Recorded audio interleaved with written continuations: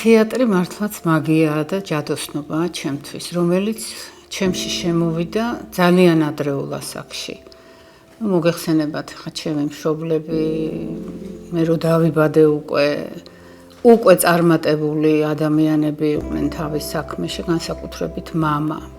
ყოველთვის როცა იყო ამის საშუალება, მე და ნანას განსაკუთრებით დაგვატარებდნენ რეპეტიციაზე, სპექტაკლებზე, გადაღებებზე და ძალიან ადრეულ ასაკში, მე ვიყავი ალბათ 3-4 წლის, რომ უკვე მახსოვს რაღაცა ეპიზოდები.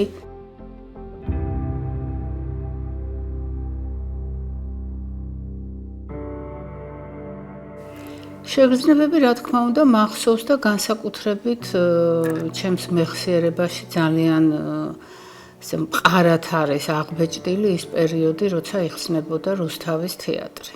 ეს იყო ყოველდღიური დღესასწაული ჩვენს ცხოვრებაში. ფაქტიურად მთელ დღეს ვატარებდით იქ. ჩავაბარე თეატრალურ ინსტიტუტში და საშინლად ვღელავდი გამოცდების დროს. იმიტომ რომ იცით, ეს არის ძალიან დიდი პასუხისმგებლობა, რომ იყო ასეთი მშობლების შვილი, რაც მე გაცნობიერებული მქონდა ძალიან პატარა ასაკიდან. ჩემი ჯგუფი მე რო ჩავაბარე პირველ კურსზე, ეს ფაქტიურად ითვლებოდა ექსპერიმენტალურ ჯგუფად. ჩვენ წინ სწავლობდნენ ბატონი მიშა თუმანიშვილის ჯგუფი იყო. იქ იყვნენ რეჟისორები და მსახიობებიც და ჩვენი ჯგუფიც ესე შედგა. მაგრამ ისე აღმოჩნდა, რომ ძალიან ბევრნი ვიყავით ერთ ჯგუფში და ქალბატონი ლილიოსელიანი იყო ჩვენი ჯგუფის ხელმძღვანელი და დადგა საკითხი, რომ გაეყოთ ეს ჯგუფი. რეჟისორებიან, მსახიობებიანად და მე მოვხვდი მამას ჯგუფში.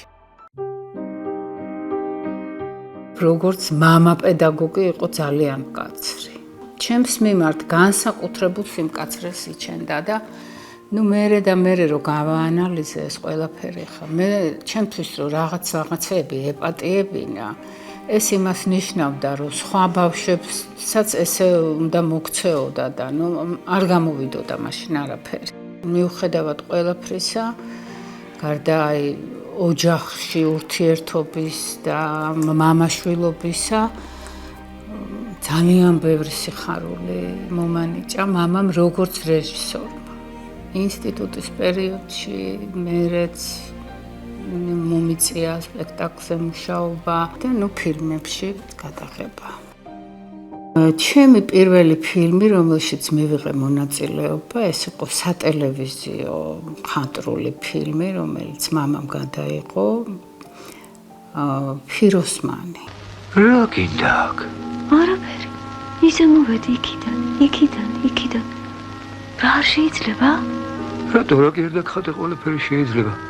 ეს იყო ჩემი პირველი ფილმი და ვღელავდი საშინლად, იმიტომ რომ მამა იყო რეჟისორი და ბატონო თარმეღვინე თუხუცესთან მქონდა უშუალო პარტნიორები ვიყავით ერთმანეთის და სრულიად არაჩვეულებრივი ოპერატორი ლევან პაატაშვილი.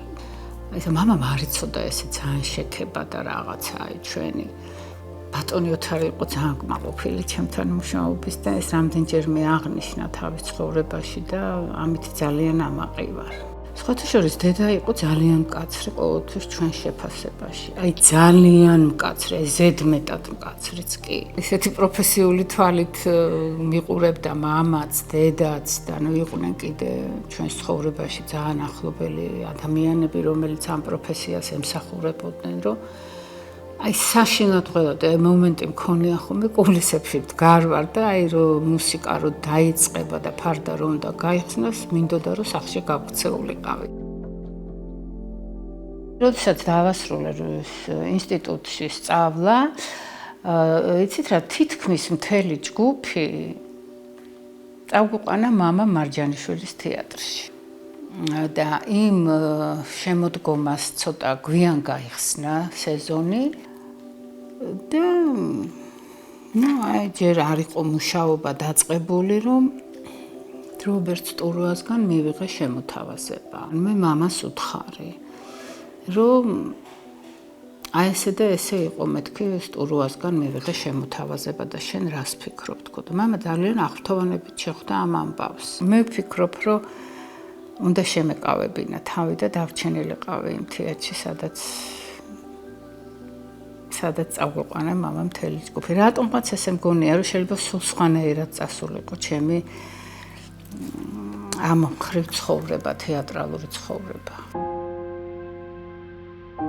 სპექტაკლი რომ მქონია და ისე მამას აქვს ხოლმე განსაკუთრდა ესე ძალიან მიჭირს ჩვენებს ესე წარსულში ლაპარაკი.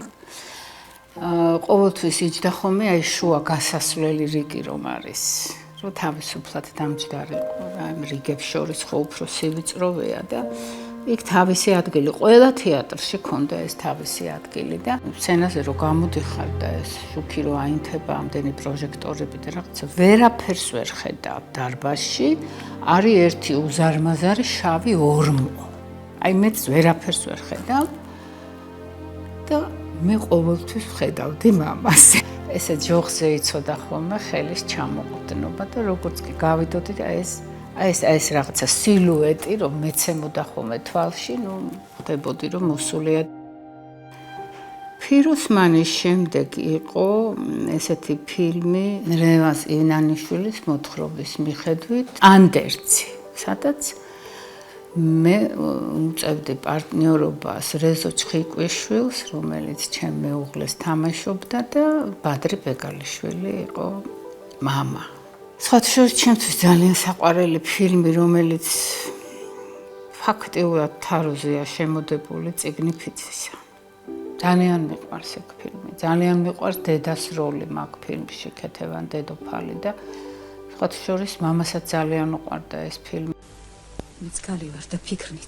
Я, как и всякая женщина, слаба. Я могу не выдержать. Ради любимого уступить Ираклию и ключи от Ахалцеха не вам, а ему вручить. მე მოხდა ესე, რომ აი რაღაცა მამას მოუვიდა თავში აზრად ისევ ესე როხარო უსაქმურათო. იქნებ მოგესინჯაო მოზარდ მაყურებელთა თეატრში შენი თავიო.